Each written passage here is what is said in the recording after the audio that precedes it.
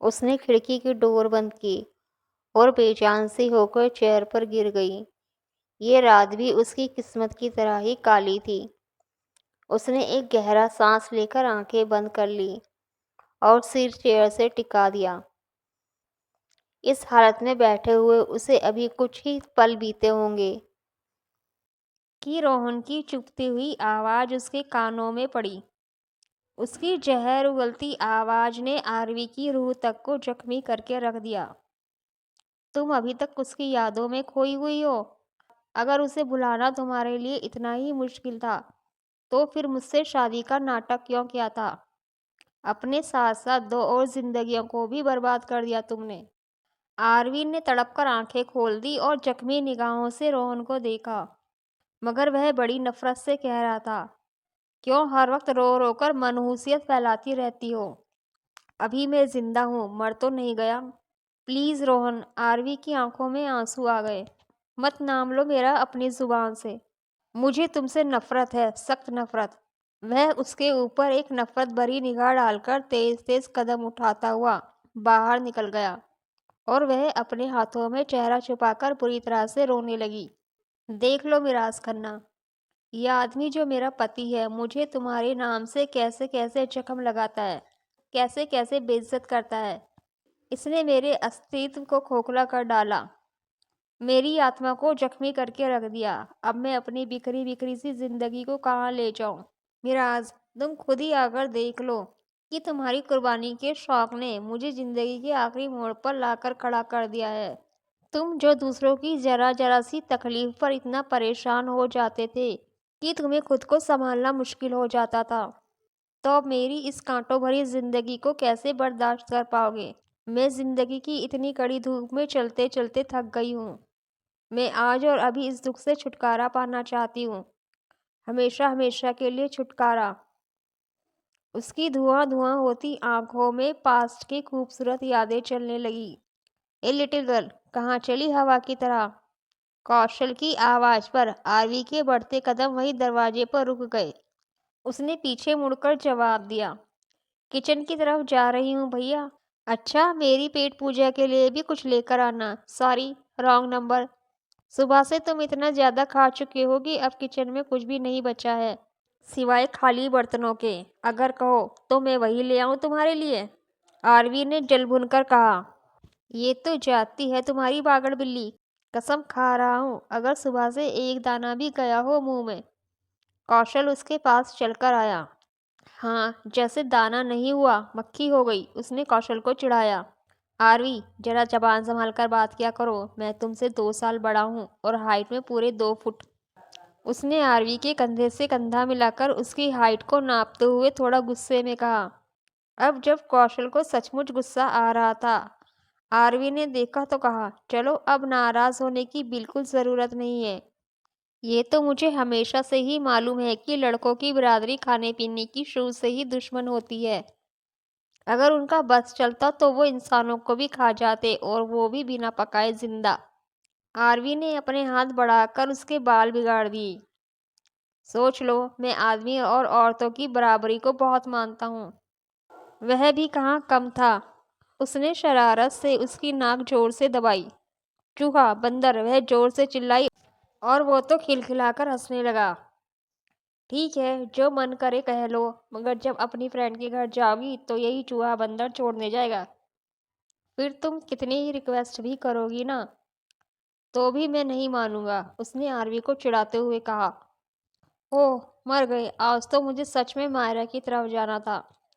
Please भैया, मुझे छोड़ आना। आज मायरा का बर्थडे है। वहाँ मेरी सारी फ्रेंड्स आएंगी। अभी जो वो कौशल को तंग कर रही थी, अब उसका अंदाज बदल गया था। वह रिक्वेस्ट भरी आवाज में बोली, हूँ, अब आ रही हो ना तुम लाइन पर? कौशल कॉलर खड़े करते हुए बोला, मगर एक शर्त पर तुम्हें वहां ले जा सकता हूँ कि पार्टी में मुझे भी शामिल होना है, क्योंकि मुझे भी तो अपना घर बसाना है। अपना मुंह संभाल कर रखिए। आपसे लड़की तो क्या मक्खी भी इम्प्रेस नहीं होगी। अब की बार आरवी ने उसे मुंह चिढ़ाया। ओके, फिर मेरे पास भी फालतू टाइम नहीं है, कहकर वो तेजी से बाहर निकल गया और आरवी अरे अरे अरे भैया ही करती रह गई। हो, नहीं जाना तो ना सही, मैं पापा को कह दूंगी, वो ही मुझे छोड़ देंगे। आरवी 19 साल की एक खूबसूरत लड़की थी। बड़ी बड़ी काली मुस्कुराती हुई आंखें, गोरा रंग, मासूम चेहरा और होठों पर हमेशा ही मुस्कुराहट खेलती रहती थी। वो हमेशा चहकती रहती थी। कौशल को परेशान करना तो उसका सबसे पसंदीदा काम था। वह मुड़कर वापस किचन की तरफ जाना ही चाहती थी कि उसे हॉर्न की खास आवाज़ सुनाई दी। गाड़ी गेट के अंदर आकर रुक गई तो वह मुड़ गई। वो खुशी के मारे खिल उठी थी। सामने मिराज नई शर्ट और नई जीन्स पहने हुए, बिखरे हुए से बाल, मिट्टी से लिपटी गाड़ी से बुझा बुझा सा चेहरा लिए नीचे उतरा। वो उसकी तरफ ही आ रहा था।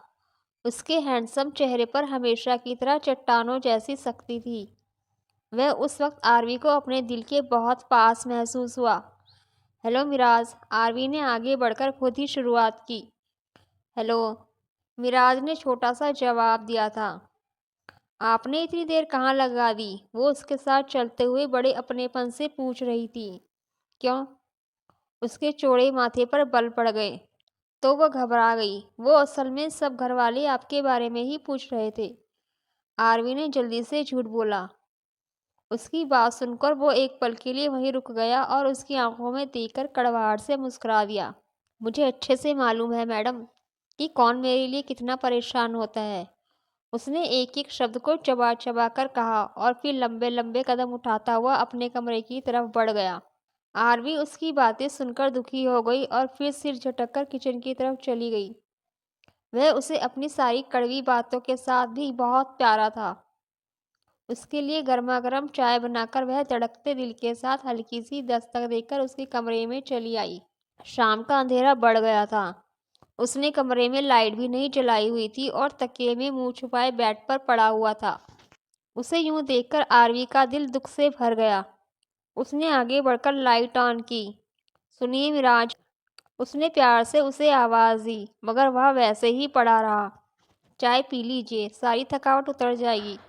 आरवी ने धीरे से कहा तो वह एकदम से गुस्से में उठकर बैठ गया और जहरीले अंदाज में बोला, तुम्हें किसने कहा था इतनी तकलीफ करने को? किसी ने भी नहीं, बस मुझे खुद ही पता चल गया कि आपको चाय पीने का मन कर रहा है। वह बड़े प्यार से मुस्कुराई। चाय ले जाओ, मुझे किसी की भी हमदर्दी की ज़रूरत नहीं है। उसने उदासी से कहकर उसकी तरफ से चेहरा फेर लिया और जूतों के लेस खोलने लगा। आरवी भी उदास हो गई। मिराज, प्लीज़ मेरे लिए ही चाय पी लीजिए, उसके अंदाज में रिक्वेस्ट थी। कह दिया ना एक बार कि नहीं चाहिए मुझे। मेरे मुंह में जबान है, गूंगा नहीं हूँ मैं, खुद कह सकता हूँ अगर किसी चीज़ की ज़रूरत पड़ी तो। वह गुस्से में आरवी पर बरस पड़ा। आप मुझसे क्यों लड़ते हैं? घर वालों का गुस्सा मुझ पर क्यों निकालते हैं? मेरा क्या कसूर है? आरवी ने अपने आंसू रोकने की नाकाम कोशिश की पर रोक ना सकी। उसकी खूबसूरत बड़ी बड़ी आंखों से ढेर सारे आंसू बह निकले। वह कप वहीं साइड टेबल पर रखकर मुड़ने लगी। उसकी भीगी हुई आवाज़ ने मिराज को चौंकने पर मजबूर कर दिया। सुनो, इधर आकर मुझे चाय दो, ऑर्डर भरे अंदाज में वह बोला था, मगर वह यूं ही उसकी तरफ पीठ करके खड़ी रही। सुना नहीं तुमने आरवी खुराना? वह सख्त आवाज़ में बोला तो वह रुककर मासूमियत से उसे देखने लगी। हिरनी जैसी बोलती आंखों में अभी तक पानी तैर रहा था। निखरा निखरा सादा सा रूप मिराज खन्ना के दिल में उतरता चला जा रहा था। इधर आ जाओ, उसने धीरे से उसे दोबारा पुकारा। उसे कोई हरकत न करते देखकर उसके माथे पर बल पड़ गए। नहीं, वो तिरछा मुस्कुराया। अच्छा, तो फिर यह लो। उसने तेजी से कप उठाया और दीवार पर खींचकर मार दिया और नफरत की आग लिए उसके पास पहुंच गया। लाल लाल आंखों से उसे देखते हुए बोला, तुम भी उनसे कम नहीं हो आरवी खुराना, चली जाओ यहाँ से, निकल जाओ मेरे कमरे से। वो जोर से दहाड़ा था। उसे इतना गुस्सा करते देखकर आरवी डर गई और रोते हुए तेजी से बाहर निकल गई। बाहर आकर वो कितनी देर तक रोती रही। अपनी इंसल्ट के एहसास से ज़्यादा विराज के कोल्ड बिहेवियर और इग्नोर करने से बेहाल हो रही थी। वह तो शुरू से ही उसके दिल में रहता था। आत्मा में बसा हुआ था। उसका रोम रोम एक ही रट लगाता रहता था, मिराज, मिराज, मिराज। आरवी के पापा कैलाश खुराना मिराज खन्ना को उस समय अपने घर लेकर आए थे जब वह 4 साल का छोटा सा मासूम बच्चा था। उसके पापा और आरवी के पापा बहुत अच्छे दोस्त होने के साथ साथ बिजनेस पार्टनर भी थे। उसके माँ बाप एक प्लेन क्रैश में मर गए थे। उस प्लेन में जितने लोग बैठे थे सब मर गए थे। मिराज घर पर अपनी नैनी के साथ था, इसलिए ही वो जिंदा बचा था। अब वह बिल्कुल अकेला रह गया था। उसका कोई बहन भाई भी नहीं था, इसलिए वह उसे अपने यहाँ लेकर आ गए। खूब अच्छे अच्छे खिलौने भी दिए। कुछ देर तक तो संभल जाता, मगर फिर अपने मॉम डैड को ढूंढने लगता और जब वह नहीं मिलते तो रोने लगता। उसका छोटा सा मासूम दिल अपनी माँ की गोद के लिए मचलने लगता था। अपने पिता की बाहों में जाने को तड़पने लगता था। अंकल के घर में अंकल के अलावा कोई भी उससे प्यार से बात नहीं करता था। कल्याणी आंटी को तो जैसे वो फूटी आंख अच्छा नहीं लगता था। आंटी हमेशा से ही उससे गुस्से और शक्ति से पेश आती थी। कौशल से तो रोज उसकी लड़ाई होती रहती थी। गलती चाहे किसी की भी हो, पर पिटाई उसी की हो जाती थी। हालांकि आरवी की उसके साथ खूब अच्छी दोस्ती थी। वह उसके साथ खेलती थी, अपने खिलौने भी उसको दे देती थी। दोनों की खूब अच्छी बनती थी और यह बात आरवी की मम्मी को बिल्कुल पसंद नहीं थी। स्कूल में एडमिशन का समय आया तो कौशल का शहर के सबसे महंगे और अच्छे स्कूल में एडमिशन करवाया गया था, जबकि मिराज का एक मामूली से सरकारी स्कूल में एडमिशन करवाया गया। और जब अंकल ने आंटी से पूछा तो उन्होंने साफ कह दिया कि मैं नहीं चाहती कि वो मेरे बच्चों का मुकाबला करे। तो अंकल ने उनको डांटने की जगह चुप रहना ज़्यादा ठीक समझा। मिराज छोटी सी उम्र में ही बहुत कुछ समझ चुका था। वक्त और हालातों ने समय से पहले ही उसे उसकी उम्र के बच्चों से बड़ा बनने पर मजबूर कर दिया था। रोज रोज की मारपीट और अंकल की लापरवाही से वो बहुत ढीठ और मुंहफट हो गया था। उसे अंकल और आंटी के प्यार और देखभाल की ज़रूरत थी, मगर वह पूरी तरह अजनबी बन गए थे और इस तरह मिराज बिगड़ता ही चला गया। उसका लोगों पर से भरोसा उठ चुका था। अंकल से बेहद नाराज, आंटी से बदतमीज लहजे में बात करने वाला मिराज अंकल को तंग करके खुश होता था। कौशल से तो वो दुश्मनी की हद तक नफरत करता था। आंटी अपनी पूरी कोशिश करती रहती थी कि वो आगे ना पढ़ पाए, मगर पढ़ना लिखना उसे बहुत पसंद था। यही पढ़ना लिखना उसके अकेलेपन का साथी रहा था। वह एक अच्छा स्टूडेंट था और एक बड़ा डॉक्टर बनना चाहता था। एक दिन वह घबराते हुए दिल के साथ आंटी से बात करने पर मजबूर हो गया, क्योंकि आंटी के जरिए ही अंकल तक बात पहुंच सकती थी। मगर अंकल तो उसकी बात सुनकर ही भड़क गए थे। कुछ सुना आपने? आपके लाडले साहबजादे मेडिकल कॉलेज में एडमिशन लेना चाहते हैं, कल्याणी आंटी ने उसका मजाक उड़ाते हुए कहा। अब मैं किस किस को डॉक्टर बनाऊं? कौशल की पढ़ाई अभी पूरी नहीं हुई, आरवी की पढ़ाई और फिर शादी, और बिजनेस है कि रोज रोज नीचे ही जा रहा है कैलाश अंकल एकदम ही भड़क गए, जिससे वो एकदम ही गुस्सा हो गया। उस दिन बहुत ज़्यादा ही लड़ाई हुई थी। तब मिराज ने बाहर कहीं नौकरी ढूंढ ली। कॉलेज में एडमिशन के लिए उसने अपने किसी दोस्त से उधार ले लिया, जिसे वापस करने के लिए वह रात को नौकरी करता और दिन में कॉलेज जाता। जब वह देर रात को घर लौटता, अंकल उसे आवारा, लोफर और ना जाने क्या कुछ कहते थे, मगर वह कानों में रुई डालकर रखता। उन्हें किसी बात का जवाब नहीं देता था। सभी उसकी तरफ से लापरवाह थे, मगर आरवी को हर वक्त उसकी फिक्र रहती थी। वो उसकी सफलता के लिए दिन रात भगवान से प्रार्थना करती थी। वह एक खूबसूरत शाम थी। वह रेलिंग पर झुकी हुई ठंडी ठंडी हवा के झोंकों के मजे ले रही थी। मन बार बार भटककर मिराज खन्ना की तरफ ही जा रहा था। वह अजनबी बेगाना सा इंसान उसकी जिंदगी बन चुका था, मगर उसने तो कभी भी सीधे मुंह उससे बात ही नहीं की थी। वो एक ठंडी आह भरकर रह गई। ए बंदरिया, यहाँ क्या कर रही हो? चलो बाहर चलते हैं। कौशल ने उसकी लंबे लंबे बालों वाली चोटी खींची। नहीं भैया, इस वक्त कहीं भी जाने का मूड नहीं हो रहा है, वह उदासी से बोली। क्यों नहीं हो रहा है? वाह, अच्छी ड्रामेबाजी है। जब खुद कहीं जाना हो तो नाक में दम कर देती हो, और अब जब मैं इतने प्यार से कह रहा हूँ, उसकी कोई परवाह ही नहीं है। वह नाराज हो गया। अच्छा बाबा, चलती हूँ। एक तो तुम हर बात को सीरियसली ले लेते हो। वह उसके मुंह फुलाने पर हल्के से हंसी। तो वह दोनों पोर्च में आ गए। काफी देर बाद जब आरवी कौशल के साथ रात के समय वापस लौटी तो मिराज बरामदे में खड़ा था। उन दोनों को अंदर आते देखकर वह तेजी से उठा और जल्दी जल्दी लंबे लंबे कदम बढ़ाता हुआ सीढ़ियां चढ़कर अपने कमरे में चला गया। समझता क्या है अपने आप को? एक तो हमारे टुकड़ों पर पड़ा है, ऊपर से अकड़ किस बात की दिखाता है। अगर इतना ही गैरतमंद है तो छोड़कर क्यों नहीं चला जाता वो ये घर? कौशल नफरत से मुंह बनाकर बोला। प्लीज भैया, यूं तो ना कहो। आखिर को वो भी एक इंसान है। वैसे भी पापा के दोस्त का बेटा है वो, और इस बिजनेस में उसका भी हक है। आज हम जो भी ऐशो आराम की जिंदगी जी रहे हैं उसी के हिस्से की जी रहे हैं। भाई के इस तरह कहने पर उसे बहुत बुरा लगा था। हक, कौशल ने गुस्से में बड़बड़ाया और तेजी से अंदर बढ़ गया। वह भी दुखी दिल के साथ मिराज के कमरे में आ गई थी।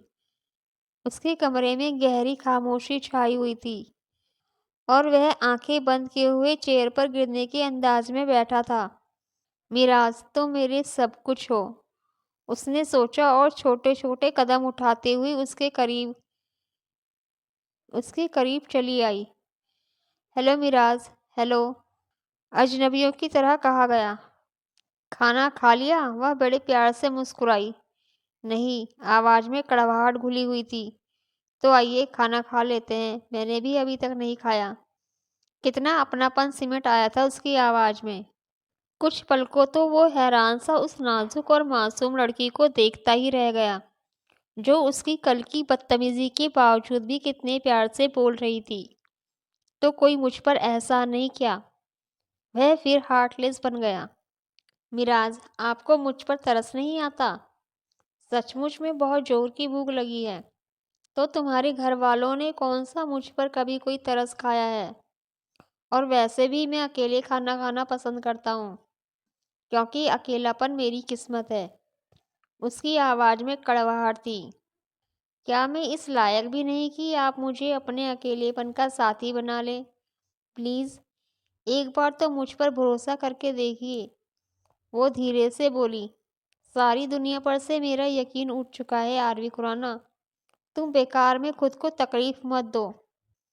वह जख्मी अंदाज में मुस्कुराया तो वह अंदर से कटकर रह गई। मगर मिराज, आप मुझे यहाँ हर समय अपने इंतजार में खड़ा पाएंगे। यह कहकर आरवी ने एक पल को उसकी खूबसूरत बुरी आंखों में झांका और पलटकर बाहर निकल गई। तुम क्या हो आरवी खुराना? उसने गहरी सांस लेते हुए सोचा और आंखें बंद कर ली। दूसरे दिन सुबह आरवी रोज सुबह की तरह लॉन में रंग बिरंगे फूल अपने दुपट्टे में इकट्ठे कर रही थी। कुछ गुनगुनाते हुए वह धीरे धीरे मुस्कुरा रही थी। मूड बहुत अच्छा हो रहा था। वह धीरे धीरे फूल इकट्ठे करके अपने कमरे की तरफ जाने लगी तो निगाहें मिराज के कमरे की तरफ चली गई। वो अपने कमरे की खिड़की में स्लीपिंग सूट पहने, सीने पर बाजू रखे बाहर शहर के नज़ारों में गुम था।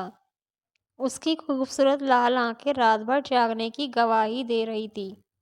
मिराज, आप वहाँ क्या कर रहे हैं? यहाँ आ जाइए ना। सच में बहुत मज़ा आ रहा है। उसके पास से जाते हुए वो रुककर बोली। सॉरी, उसने रूड लहजे में कहा। प्लीज़ आप बिना वजह अकेले रहना छोड़ दें। अपने इस खोल से निकलकर कभी बाहर की दुनिया में भी नज़र डालें। ये दुनिया रहने के काबिल नहीं है मैडम। वह टूटे हुए लहजे में बोला और वहां से हट गया और वह बुझे हुए दिल से अंदर चली गई। क्या बात है भाई, आज इस छोटे से चेहरे पर 12 क्यों बज रहे हैं? कौशल की आवाज पर वह चौंक पड़ी। नहीं तो वैसे किधर के इरादे हैं जो मिरर की मुसीबत आई हुई है? वह भाई की तैयारी देखकर कमर पर हाथ रखकर एक स्टाइल से बोली। तो तुम क्या चाहती हो, हम दुनिया से ऐसे ही चले जाएं? सोच रहा था कि एयरपोर्ट का चक्कर लगाकर आ जाऊं। वह ड्राइंग रूम में लगे फुल साइज मिरर में अपनी शक्ल को निहारते हुए बोला, क्या मतलब? तो अब क्या तुम एयर होस्टेस को ताड़ोगे या प्लेन में उतरने वाली औरतों को? अगर ऐसा कुछ है तो जरा संभल जाओ, कहीं जूते खाकर सिर के बाल ही ना उड़ जाएं आपके। आरवी ने हाथ बढ़ाकर उसके सारे बाल खराब कर दिए।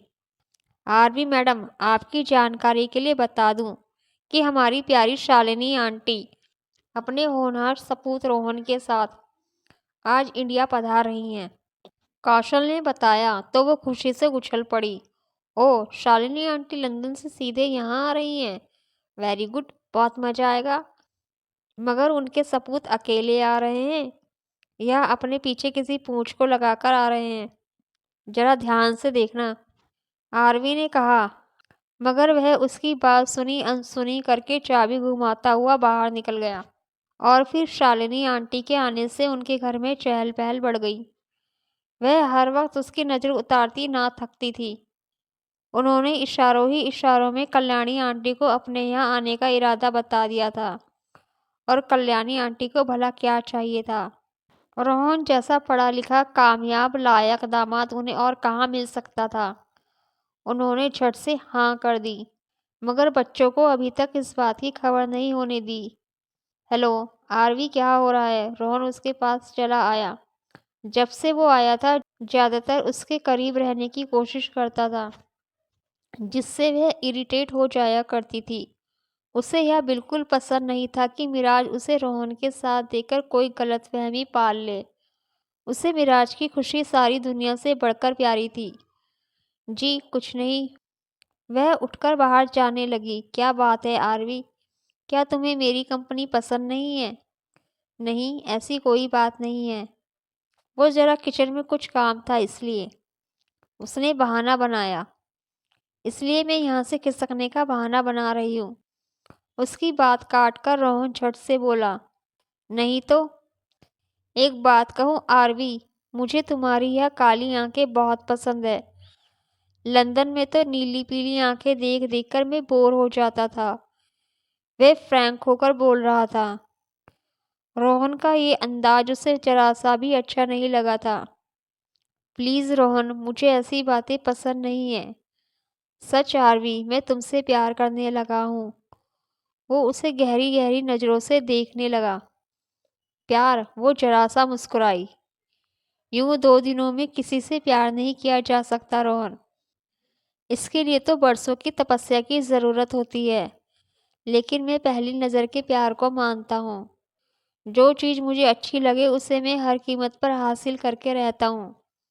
अजीब सी हंसी हंसा था रोहन। वह जाने क्यों उलझ पड़ी।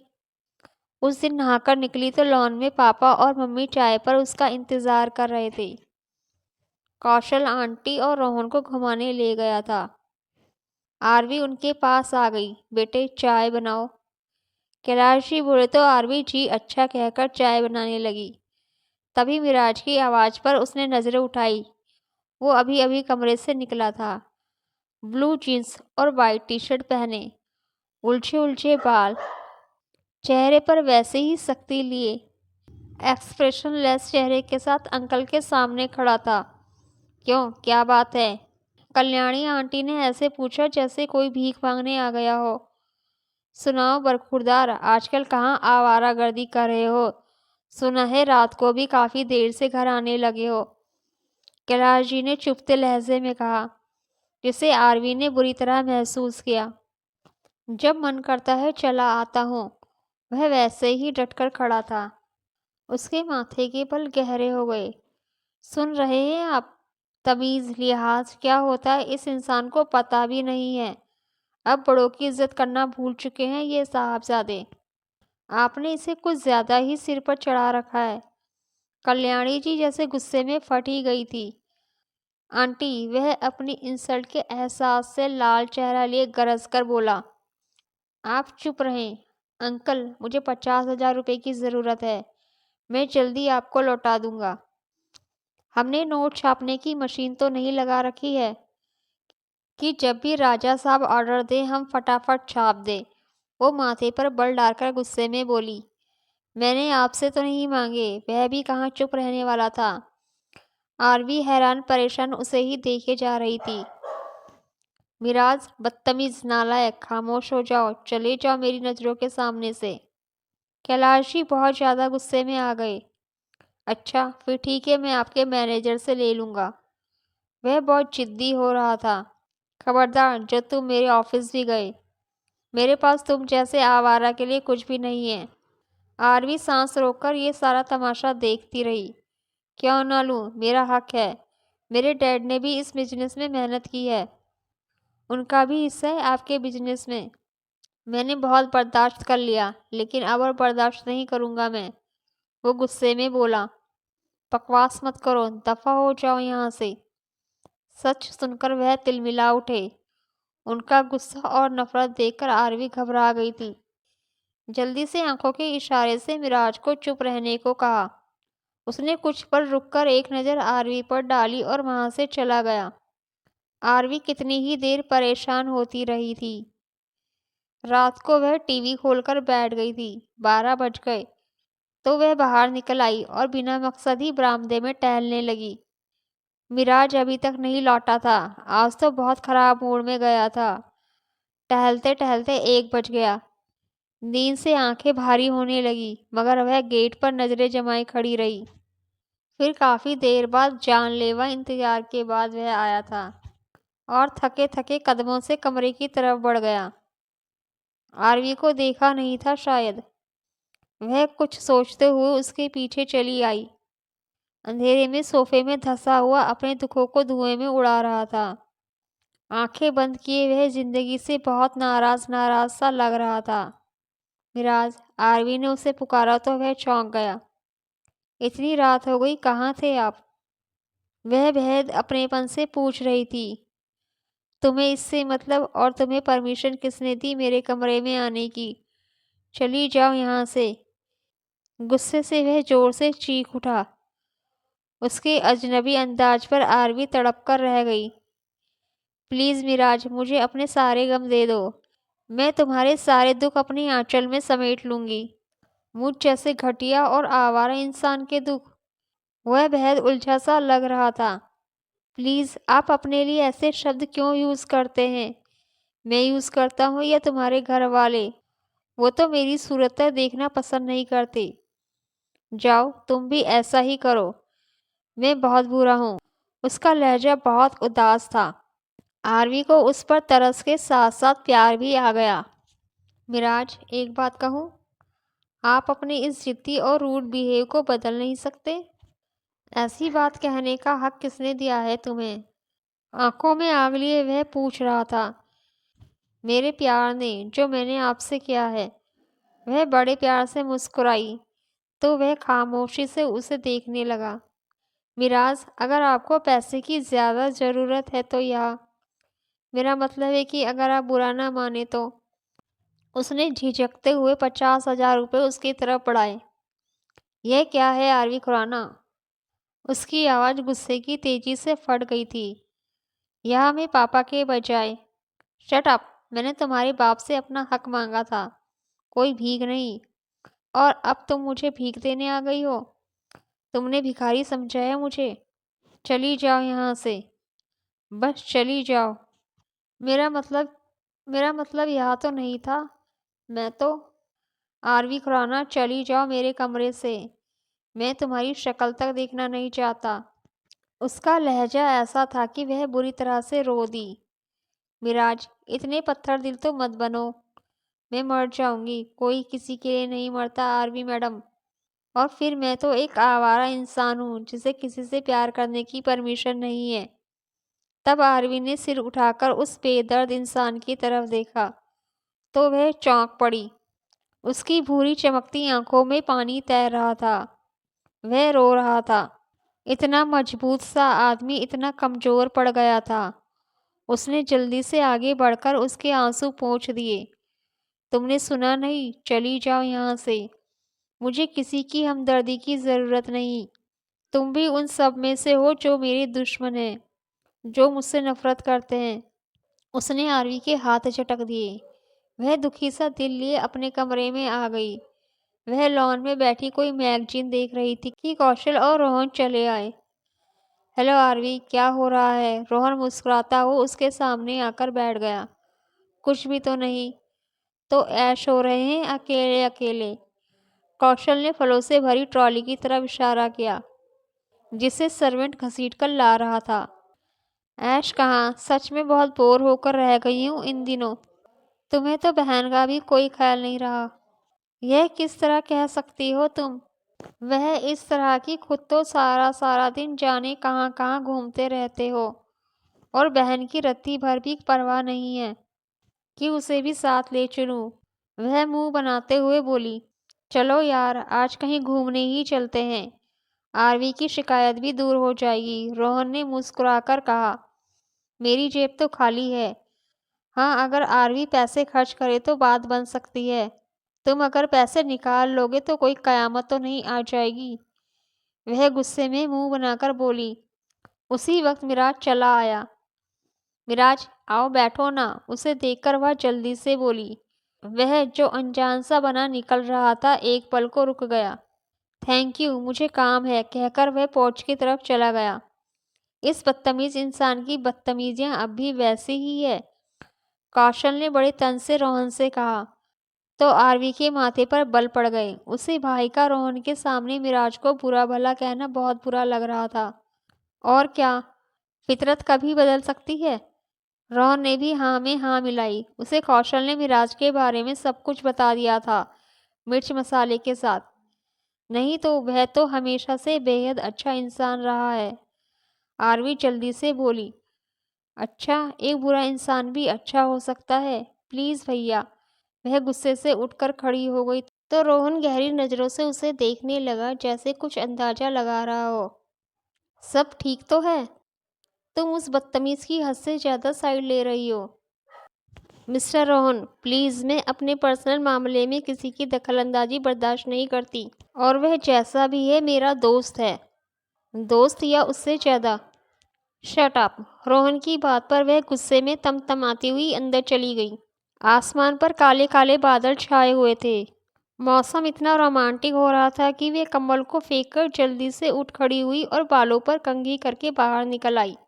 गुनगुनाते हुए उसने अभी एक गुलाब को तोड़ने के लिए हाथ बढ़ाया ही था कि वही जान का दुश्मन उसे गाड़ी की तरफ जाता हुआ दिखाई दिया। हेलो मिराज, वह भागकर उसके करीब चली गई। उसने ठंडी आवाज में जवाब दिया। उसका चेहरा हमेशा की तरह सीरियस था और वह दरवाजा खोलकर गाड़ी में बैठने लगा तो आरवी ने जल्दी से उसके हाथ से गाड़ी की चाबी छीन ली। यह क्या बदतमीजी है आरवी, वह गुस्से में बोला। एक शर्त पर चाबी दूंगी कि पहले मुझे घुमाने ले चलिए। वह शरारत से मुस्कुराई। देखो, मुझे किसी का इतना फ्री होना बिल्कुल पसंद नहीं। उसका अंदाज बड़ा कड़वा था, मगर मुझे तो है। जब तक हाँ नहीं बोलेंगे मैं चाबी नहीं दूंगी। उसने वहां से भागने के लिए कदम बढ़ाए तो मिराज ने जल्दी से हाथ बढ़ाकर उसकी चोटी पकड़ ली। लाओ, चाबी दो मुझे। छोड़िए ना मिराज, दर्द हो रहा है। उसने अपने सिर पर हाथ रख लिया।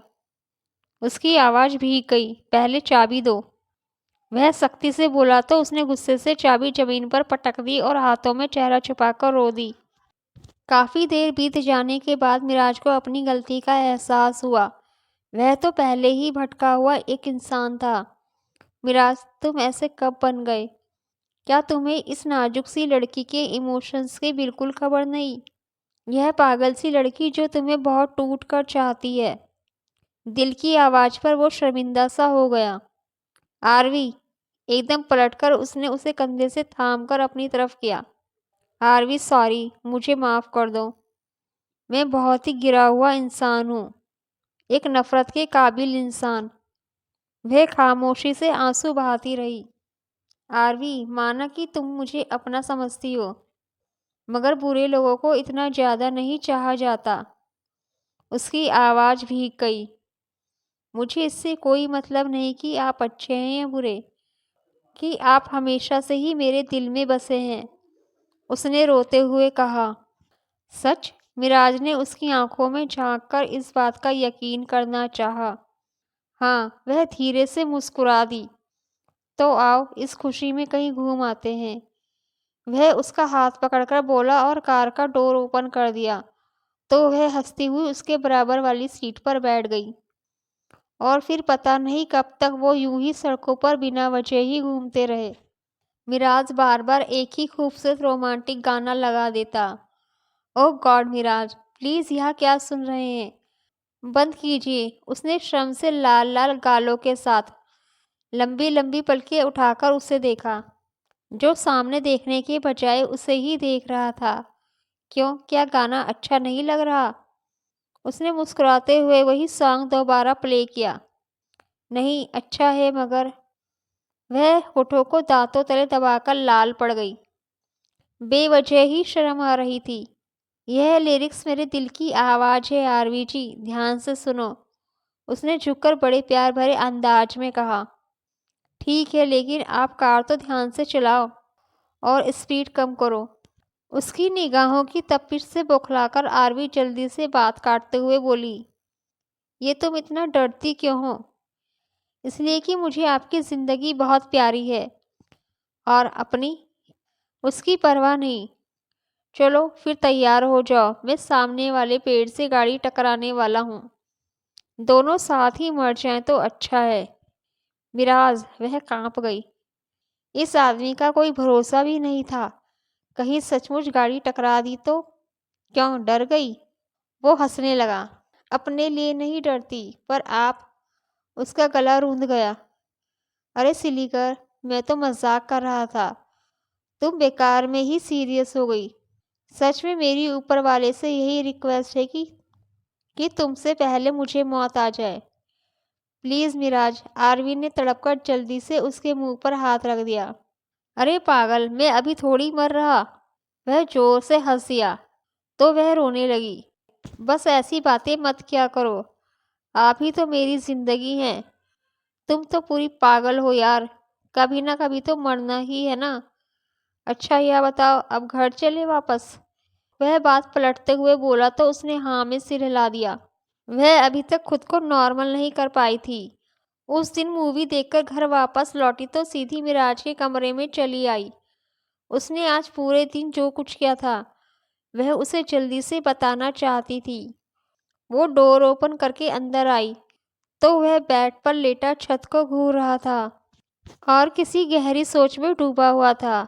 मिराज, उसके पास आकर धीरे से आवाज़ दी तो उसने नज़रें उठाकर आरवी को देखा। उसे उसकी नज़रों में गुस्सा और नाराज़गी दोनों दिखी। जारी है।